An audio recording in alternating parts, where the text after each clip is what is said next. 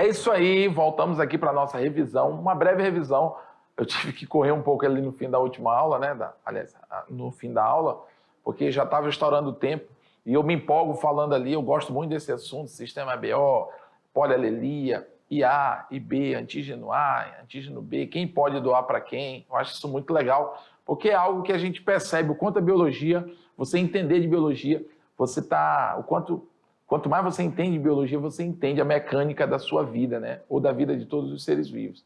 Então, isso é muito interessante. Mas vamos lá, joga na tela o que a gente viu hoje. Falamos basicamente de alelos múltiplos.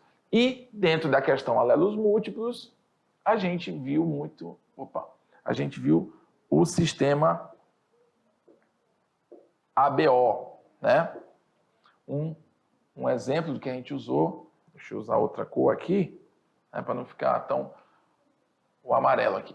Sistema ABO. Dentro de alelos múltiplos, a gente usou como principal exemplo o sistema ABO.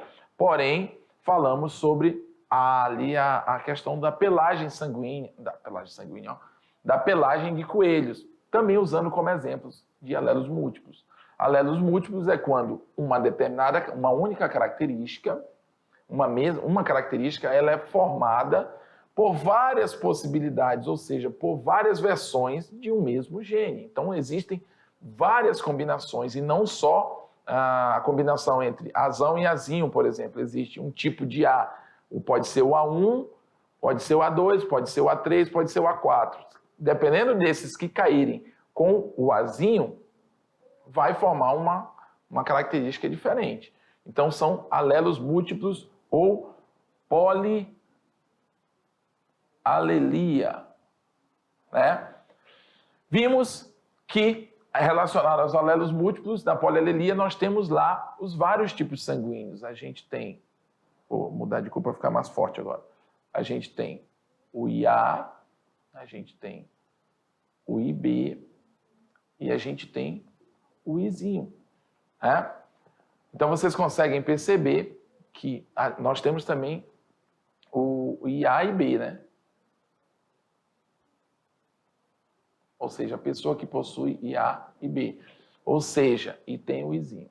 Ou seja, todos esses genes, esses alelos, eles vão representar um tipo de característica, né? Mas sempre relacionado ao mesmo caráter, que é o sangue. Mas se for IA, vai ser um sangue tipo A. Se for um sangue IB, vai ser um sangue tipo B. Se for os dois juntos, vai ser um sangue tipo AB. E se for Izinho, vai ser um sangue tipo O.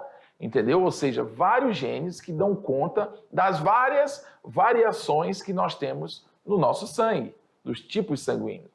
Tá? Então, a herança dos grupos sanguíneos, sistema ABO e RH, também é levado em consideração o fator RH. A questão dele ser positivo ou negativo é quando ele tem a presença, né, de substâncias que causam aglutinação, tá bom? Então, algumas pessoas, 85% da população branca, tem esse fator, são positivos, enquanto aqueles que não têm o fator RH são negativos. Então, quem for A pode ser negativo ou positivo, vai depender se tiver ou não fator RH. Lembrando que o fator RH é determinado pelo Rzão, tá bom? Se a pessoa tiver Rzão na sua genética, com relação ao fator RH, ela vai ser positiva.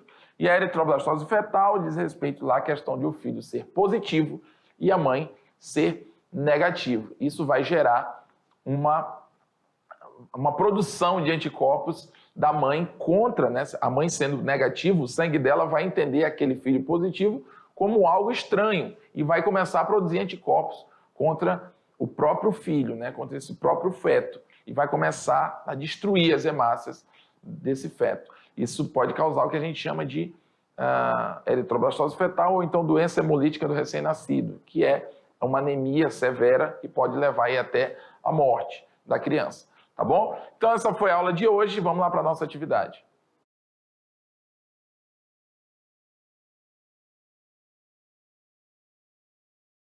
É isso aí, meus alunos.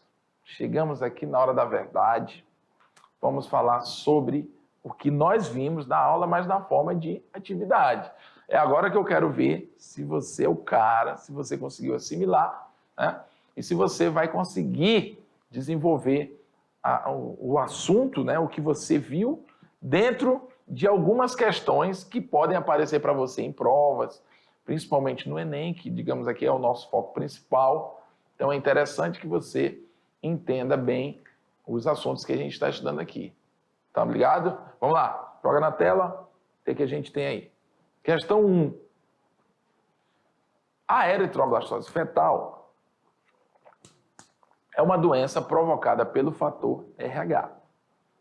Uma doença hemolítica que afeta o recém-nascido, ocasionando o aparecimento de sintomas graves. Explique como ocorrem os principais sintomas. Bom, pessoal, só para vocês, assim, enriquecerem aí o conhecimento de vocês, tá? Hemolítica quer dizer que é algo que destrói o sangue, de alguma forma. Então, a eritroblastose, né, fetal, que é uma doença hemolítica, ou seja, é uma doença que afeta as hemácias, as células do sangue, que são as células vermelhas do sangue. Por isso ela é uma doença hemolítica, ela destrói hemácias, tá bom? Ela afeta os recém-nascidos, ocasionando o aparecimento de sintomas graves. Explique como ocorrem os dois principais sintomas. Ocorre o quê? A anemia, ela é um dos mais graves e ocorre devido à destruição, olha lá, destruição das hemácias, que eu acabei de falar. É uma doença hemolítica, então ela causa a destruição das hemácias do feto pelos anticorpos produzidos pela mãe na primeira gestação. Tá? E a icterícia, da onde que ela vem? É um outro sintoma, né? Que é aquela pele amarelada, que a pessoa parece assim que está amarela.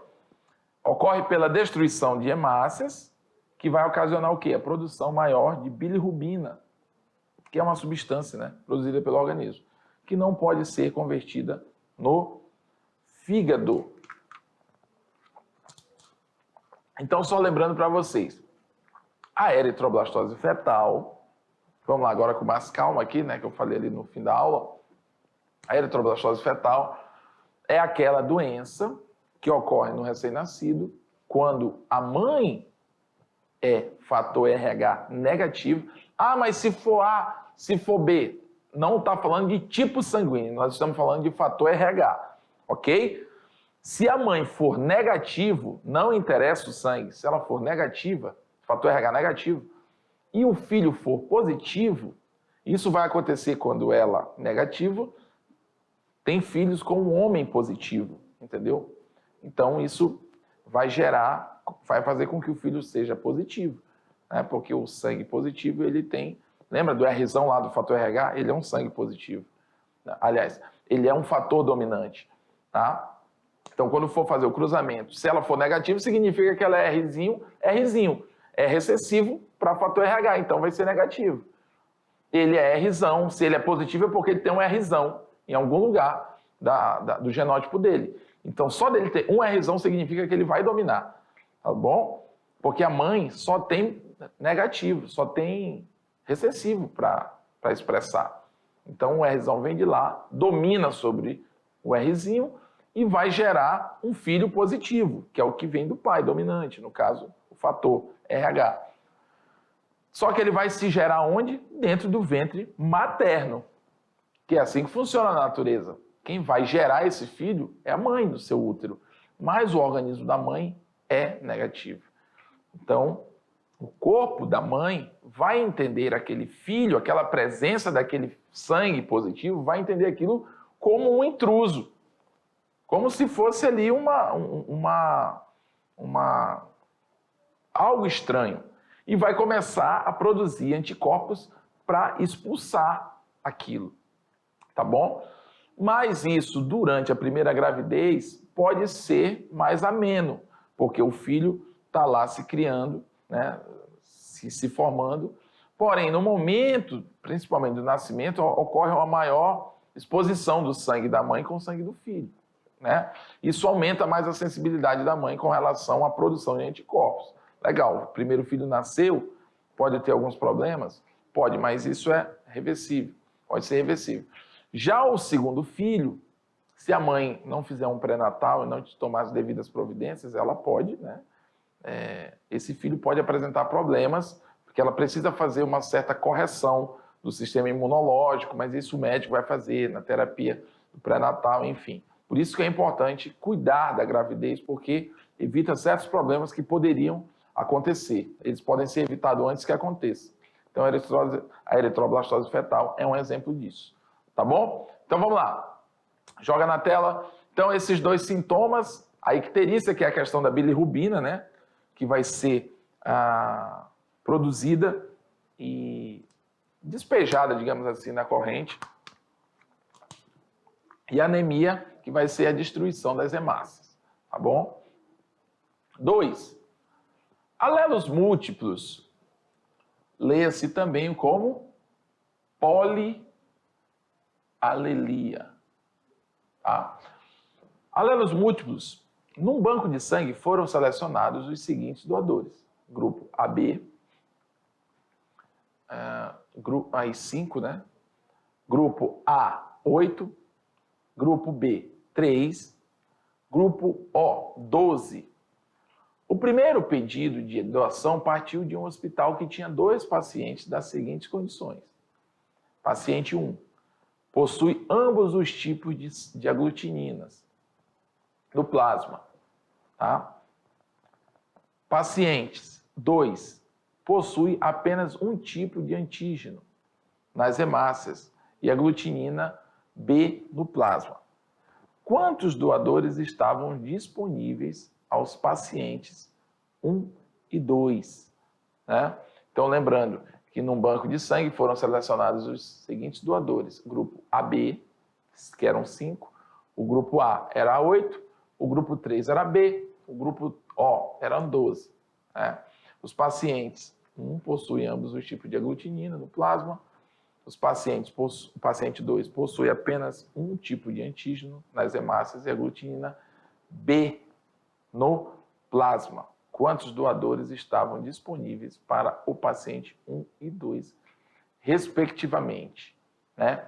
Então, aqui a gente tem uma tabelinha, né, de compatibilidade no sistema ABO. Então, o que quem tem um sangue A, o que ele apresenta na hemácia? Ele apresenta o antígeno A. No anticorpo, ou seja, ele produz anticorpos anti-B, ou seja, ele produz anti-B no plasma. Tá? A mesma coisa do B. Quem é B vai apresentar o quê? Antígeno A. Tá? E apresentar anticorpos contra o sangue A. Minto, eu falei aqui, eu viajei, né? Eu vi uma coisa e falei outra. Quem é B vai apresentar antígeno B na hemácia, tá bom? E vai apresentar anticorpo anti-A. O AB, a mesma coisa, vai apresentar os dois e não vai apresentar anticorpos contra A e nem contra B, por isso ele aceita os dois. Já o O é o contrário, ele não apresenta antígeno nem A nem B e apresenta anticorpos contra anti-A e anti-B. Contra A e B, né? Que a gente chama de anti-A e anti-B. Então, ele não vai aceitar nem A e nem B. Tá bom? Então, logo, temos aí letra D, 12 e 20. No caso aqui, a pergunta aqui, só voltando para a gente lembrar, quantos doadores estavam disponíveis para os pacientes 1 e 2? 12 para o 1 e 20 indivíduos para o 2. Tá bom? Próxima questão. No heredograma a seguir, estão indicados os fenótipos dos grupos sanguíneos ABO e RH. O indivíduo 6 deverá ser em relação ao locus dos sistemas ABO e RH, respectivamente. Então, vamos lá. Nós temos aqui um heredograma, vocês já entendem, né? Geração 1 não precisa estar escrito no heredograma, mas a gente já entende que são 3 gerações. Oxe, 3, eu já ia fazer 3 aqui, né? São 3 gerações. Eita, estou viajando aqui, ó. Vamos apagar isso aqui. Enfim. Geração 2 e geração 3. Legal? Aí ele diz assim, que o indivíduo 6 deverá ser em relação ao locus do sistema ABO-RH, respectivamente. Opa, apertei aqui. Ele vai ser heterozigoto, né, com relação ao sistema ABO, tá? Nós temos aqui, se ele tem sangue, se o filho dele, você vê que ele casou aqui com uma indivídua que é B, tá? E ela é RH negativo. Então, se ela é B e RH negativo, então quer dizer que ela é Rzinho, em termos de RH. Lembrando que, ó, são 2 características que estão em jogo, tá, pessoal? Aqui, ó, são... Deixa eu começar de novo aqui. Essa indivídua aqui, ela é B, tá? E Rzinho, Rzinho. Tá bom? Por que eu sei que ela é Rzinho? Porque ela é negativa. Negativo é recessivo. É fator RH negativo. Ele fator RH, ele é um fator recessivo. Entendeu? Então, se ela junta-se com outro cara, tá bom? E ela tem filhos A, então significa, né, que ela também tem... Aliás, cadê? Então, isso vai significar que ela passou para o seu filho... Cadê? Isso aqui vai significar que ela passou para o seu filho também a característica B. Eu sei que ela é B, então ela vai passar B. Mas o filho é AB. Você percebe que esse filho 8, ele é AB? Esse A, ele só pode ter vindo do pai. Então, esse indivíduo aqui, ele vai ser A alguma coisa. Entendeu? Por quê? Porque o A, né, ele vai ser... Eu sei que ele é AB no caso aqui, por quê? Porque se ele é AB, ele recebeu A do pai e A da mãe. Então, se ele é AB, ele tem por obrigação de ser heterozigoto. Tá? Ele é positivo, o filho. Esse filho aqui é o que vai... Eu vou usar ele para me dar a chave. Se ele é positivo no fator RH, significa que ele é Rzão. Entendeu? E esse Rzão só pode ter vindo de quem? Do pai. Porque da mãe, como ela é recessiva, ela só pode mandar Rzinho para ele. Então, ela é... Esse indivíduo 6, ele é AB, né? A e B. E Rzão, Rzinho. Portanto, heterozigoto e heterozigoto. Tá bom? Só repetindo. Se esse indivíduo 8 aqui, ele é B, o B ele recebeu da mãe. Se ele é A, ele só pode ter recebido do pai. Porque aqui o B, senão a mãe seria AB também. Entendeu? Se aparecer um A aqui, ele só pode ter recebido do pai. Então ele é AB. Então ele é heterozigoto para o sistema BO. E heterozigoto por fator RH, porque se ele é positivo, ele recebeu a Rzão do pai e a mãe só tinha Rzinho para mandar para ele. Então, heterozigoto e heterozigoto. Número 4, antes de técnicas modernas de determinação da paternidade por exame de DNA, o sistema de determinação sanguínea BO foi amplamente utilizado como ferramenta para excluir possíveis pais. Embora restrito à análise fenotípica, era possível concluir a exclusão de genótipos também. Considere que uma mulher teve um filho cuja paternidade estava sendo contestada. A análise do sangue revelou que ele era tipo sanguíneo AB e o filho tipo sanguíneo B. O genótipo do homem, pelo sistema BO, que exclui a possibilidade da paternidade desse filho ou seja, qual o genótipo de homem que exclui? Ele não é. Se o filho é B, pessoal, tá? Ele não pode ser a letra A, porque se for Izinho, não seria B, seria O. Tá? Se o pai fosse bebê, certamente ele iria ser o filho sendo B, ele ia estar ainda suspeito de ser esse pai, tá bom? No caso aqui, se ele for IA, Izinho, esse Izinho aqui está abrindo a possibilidade desse filho poder ser adquirido uma outra característica, porque ele vai apresentar o Izinho no genótipo. Então, a única possibilidade que exclui esse pai do filho ter nascido B é o fato dele ser IA, porque aí domina, entendeu? Ele só vai ter A para mandar, ele não vai abrir possibilidade para existir um B na situação. Só se o filho fosse AB, entendeu?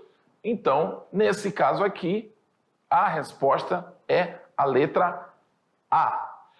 Beleza, meus amigos? Eu falo um pouco, mas eu gosto de resolver a situação, tá bom? Sempre eu acabo estourando um pouquinho meu tempo, mas é porque eu gosto de ficar aqui te ensinando e tentar explicar cada vez melhor para você pegar bem mastigadinho aí, tá bom? Vamos para a nossa próxima aula. Por enquanto, essa aqui fica por aqui. Vamos lá?